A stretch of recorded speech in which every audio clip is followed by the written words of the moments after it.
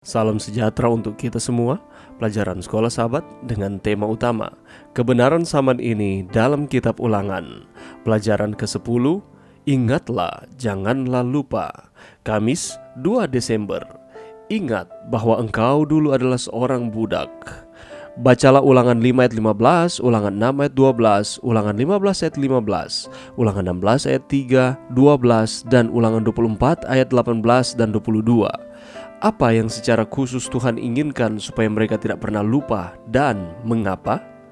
Sama seperti yang kita sudah lihat di sepanjang perjanjian lama, Tuhan secara terus-menerus membawa dalam pikiran dari umat tersebut kembali pada peristiwa keluaran, yaitu kelepasan ajaib mereka oleh Tuhan sendiri dari tanah Mesir. Sampai hari ini, ribuan tahun kemudian, orang yang memelihara agama Yahudi tetap merayakan perayaan Paskah, sebuah pengingat terhadap apa yang Allah telah lakukan bagi mereka. Dan apabila kamu tiba di negeri yang akan diberikan Tuhan kepadamu, seperti yang difirmankannya, maka kamu harus pelihara ibadah ini. Dan apabila anak-anakmu berkata kepadamu, apakah artinya ibadahmu ini? Maka haruslah kamu berkata, itulah korban Paskah bagi Tuhan yang melewati rumah-rumah orang Israel di Mesir ketika ia menulahi orang Mesir, tetapi menyelamatkan rumah-rumah kita. Lalu berlututlah bangsa itu dan sujud menyembah. Bagi gereja zaman ini, Paskah adalah sebuah lambang dari kelepasan yang ditawarkan di dalam Kristus. Sebab anak domba Paskah kita juga telah disembelih, yaitu Kristus. Bacalah Efesus 2 ayat 8-13.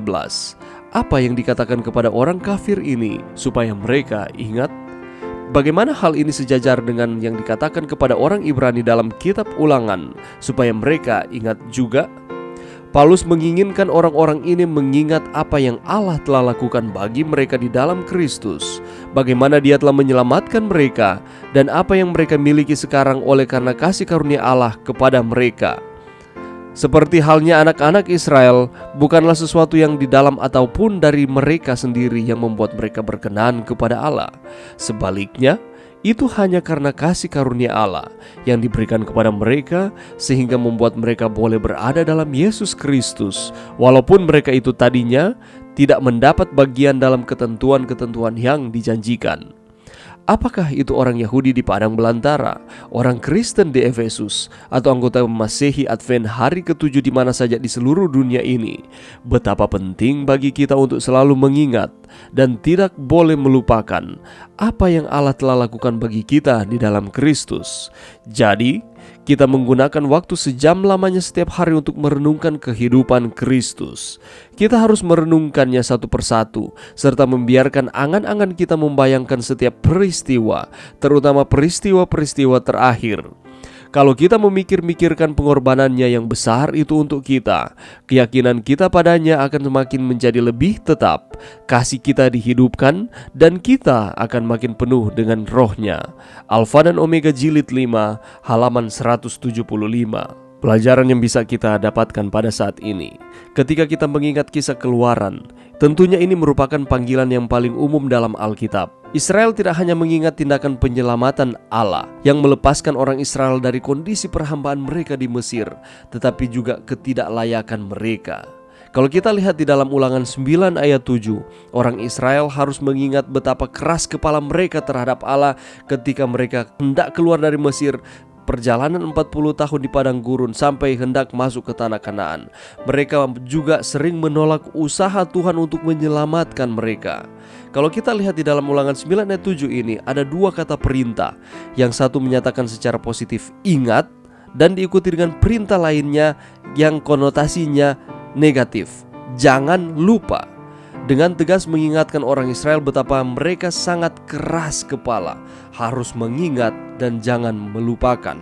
Jika mereka cukup bodoh untuk melupakan bahwa Allah telah menyelamatkan mereka dari Mesir sebagai budak yang teraniaya, dan cukup bodoh untuk berpikir bahwa Allah telah memberi mereka tanah Kanaan karena jasa ataupun usaha maupun kebenaran mereka sendiri, maka mereka sedang menderita penyakit yang sangat parah. Mereka melupakan Tuhan. Karena itu mereka dipanggil dua kali, yaitu untuk mengingat, yang pertama secara positif dan yang kedua adalah secara negatif, untuk memastikan bahwa mereka akan mengingat. Tujuannya adalah karena Allah sangat mengasihi mereka. Dan ini sebenarnya merupakan kasih karunia kepada bangsa Israel, karena mereka tadinya adalah budak di Mesir.